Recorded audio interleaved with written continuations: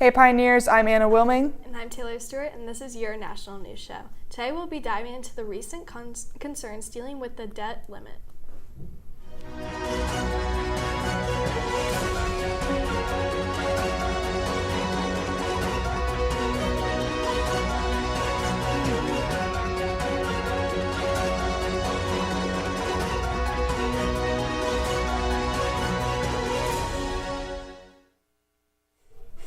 The Democrats' strategy to use a discharge petition to force a debt limit increase bill to the floor is a bold move that highlights the urgency among lawmakers to avert a federal default, which could have devastating consequences for the economy and the country as a whole. The strategy involves using a previously introduced bill called the Breaking the Gridlock Act, which was designed to serve as a shell bill that could be used to bypass Republican leaders who have refused to raise the ceiling unless President Biden agrees to spending cuts and policy changes. The open-ended rule Democrats introduced on Tuesday would start to clock on a process that would allow them to begin collecting signatures as soon as May 16th on such petition, which can force action on the bill if a majority of members sign on.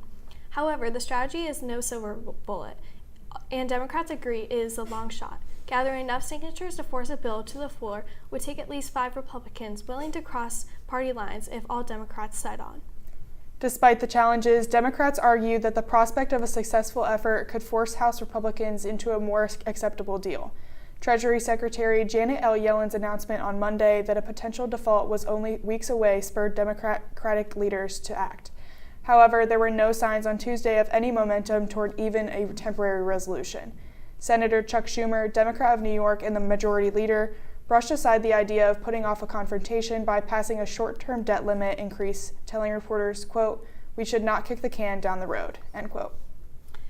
The situation remains fluid and it is unclear what will happen next, but the stakes are high. A federal default would lead to the widespread economic turmoil, higher interest rates, and damage to the United States credit rating. It is important for lawmakers to work together to find a solution for this problem. Ultimately, whether or not the Democrat strategy to use a discharge petition will succeed is uncertain, but it is clear that the issue of the debt ceiling is one that cannot be ignored. All eyes will be on Congress as they try to navigate the difficult issue in the weeks to come. More bills have been circling the Senate floor recently. Here's Aniel with some information on the new abortion bill. What's up, Pioneers? The Supreme Court released a statement on the abortion pill. Let's take a deeper look. The U.S. Supreme Court has just weighed in on another pivotal and consequential question in the nation's divide over abortion. The Supreme Court has temporarily ruled that the abortion pill mifepristone can be used by women across the nation, nullifying conflicting lower court decisions. Mifepristone is used in over 50% of abortions, so many consider this to be a small but significant win after the events of the Dobbs v. Jackson Supreme Court decision last summer. Others think it's not necessary, being in support of the decision in 2022. But we'll look forward to hearing more on what the court has to say this summer regarding the controversial issue of abortion. Thanks for listening. Back to the desk. Thanks, Aniel. The University of Oklahoma's decision to host its annual drag show has sparked controversy, with Oklahoma State Representative J.J. Humphrey called for the removal of University President Joseph Haraz Jr. over the use of $18,000 in student fees to pay for the event. Humphrey claims the show promotes a perverted agenda and that the money could have been better spent on scholarships or research.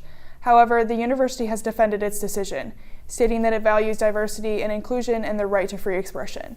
The event provides a platform for students and local performers to showcase their art and increase visibility for the local LGBTQ+ community. Oklahoma Republican State Rep Kevin West has also proposed a bill that could make drag performances in public spaces a felony offense, citing concerns about exposure to minors.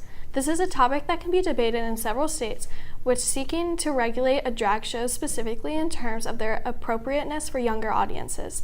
The controversy reflects the ongoing debate over LGBTQ+ rights and the role of universities in promoting diversity and inclusion, which some oppose such events, others support them.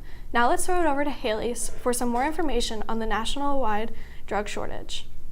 Hey Pioneers, let's take a look into the drug shortage going on right now. Nationwide, there have been a series of drug shortages. Drug shortages surged almost 30% between 2021 and 2022, impacting 295 products at the end of last year. More than 15 critical drugs have suffered from shortages for more than a decade. According to the American Society of Health System Pharmacists, Some of the drugs experiencing current shortages include asthma treatment, antibiotics, morphine injection, steroids, and IV saline. So basically, the drug shortage has affected me and my family because my dad owns his own business, so we don't have health insurance, and that's made drugs to get like super expensive, like just like regular things that we need for like colds and just antibiotics and stuff. And it also takes a lot longer to get them, so if like we're sick, we can't get something that we might need right away. So yeah, pharmacies have just been like really slow, and it's just been like really expensive to get like antibiotics and stuff. It's just scary to think about like if something were to happen to like someone in my family, we wouldn't be able to access the drugs as easily as we might need. So like if something happens, like we have no idea how what the implications would be. Thanks. Back to the desk. Thanks, Haley. Now let's get into some pop culture news. Sophia Richie wore not one, but 3 dresses for her wedding over the weekend. The model and daughter of Lionel Richie tied the knot with Elliot Grange, a British record executive, in the south of France on Saturday. Sophia Richie's dresses for the fashion-filled day were all custom-made by Chanel. After weeks of posturing on both sides, the Jets and Green Bay Packers on Monday completed the trade that sends the 4-time NFL MVP quarterback Aaron Rodgers to New York. ESPN first reported the Jets will receive Rodgers, the number 15 overall pick, and a 5th-round pick in 2023. The Packers will get the number 13 overall pick, a 2nd-round pick, and a 6th-round pick this year, and a conditional 2024 2nd-round pick that becomes a first-rounder if Rodgers plays 65% of the plays during the upcoming season. Taylor Swift is, quote, totally fine after taking a tumble backstage during a show in Houston this past weekend. The Lavender Haze singer took to Twitter on Monday to reassure fans and thank the city for a memorable 3 days. Quote, just got to play 3 insane shows in Houston, and I'm waking up smiling, reminiscing about how much fun we all had. Loving this tour so much because of the passion these crowds put into it all. Seriously can't wait for Atlanta, end quote, Swift said in a tweet. Opening statements were set to occur Tuesday after a jury was chosen in a trial that mashes up Ed Sheeran's Thinking Out Loud with Marvin Gaye's Let's Get It On. The heirs of Ed Townsend, Gaye's co-writer of the 1973 soul classic, sued Sheeran, alleging that the English pop star's hit 2014 tune was, quote, striking similarities, end quote, to Let's Get It On and avert common elements that violate their copyright. The lawsuit filed in 2017 has finally made it to trial that is expected to last up to 2 weeks in the Manhattan Federal Court of 95-year-old Judge Lewis L. Stanton.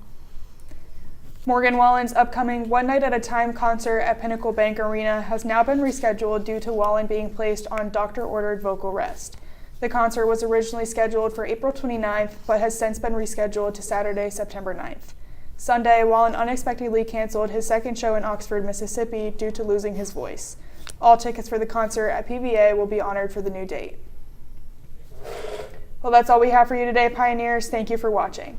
Any stories you would like to hear more about, please message The Juice on Instagram or TikTok at OOHS Juice. For The Juice, I'm Anna Wilming. And I'm Taylor Stewart. Thanks for tuning in to our national news show, and we'll see you next week.